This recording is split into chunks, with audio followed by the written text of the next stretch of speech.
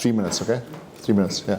All right, so for the general evaluation today, I'm only going to talk for 3 minutes because I want to do a little bit something else, just give myself a little bit more time.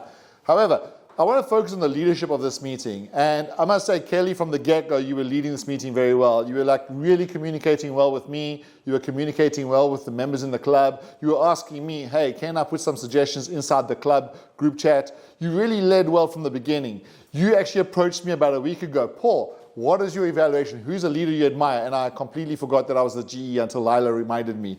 But I do apologize for taking the time. But I think this week was really crazy, and the fact that we can have almost 30 people, actually I think we've got about 30 people in this room tonight, shows true leadership from my whole officer team and the leaders of this meeting, which includes Kelly. So thank you very much for that.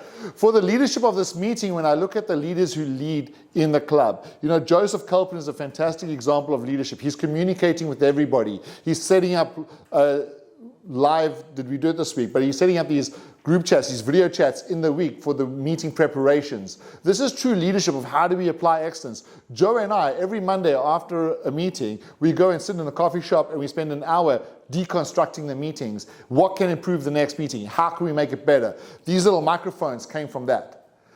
We're always trying to think ahead. How can we improve the meeting? How can we add quality to the meeting? And that's genuine leadership. And we're seeing that in both clubs. We're seeing that not just in TGIF, but also in Born to Shine under Eric's leadership. And so that's something which we must always bear in mind. If we want good meetings don't just happen.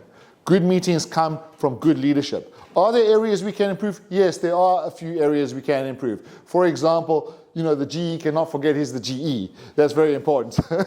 But however, when Lila reminded me, I immediately started contacting people to get the feedback.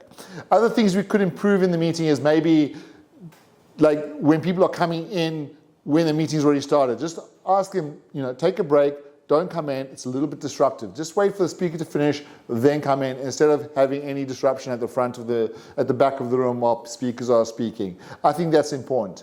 I think other areas of leadership you can see is like Kiki just jumping in on our Instagram account, trying to promote the meetings and trying to get people in here. We see leadership from Lila as our treasurer, always taking care of, you know, the finances, making sure that just things are running smoothly. So when you think that meetings happen well, it starts with the leadership. It starts with Eric Shu, our SIA, coming early to set up the room. It starts with all our leaders, like Mark, communicating with members when they have to. All our leaders are important. And of course, none other than Carolyn, who's taking care of everybody, showing love by communicating with them.